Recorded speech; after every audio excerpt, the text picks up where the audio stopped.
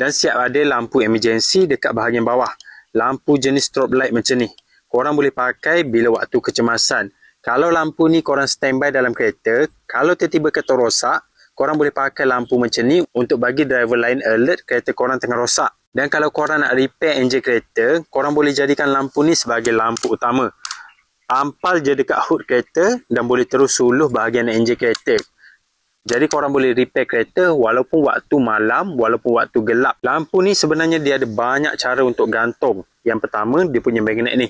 Tampal je macam ni, mudah untuk gantung mana-mana. Kalau tempat yang korang nak gantung tak lekat dengan magnet, pakai je dia punya klip macam ni.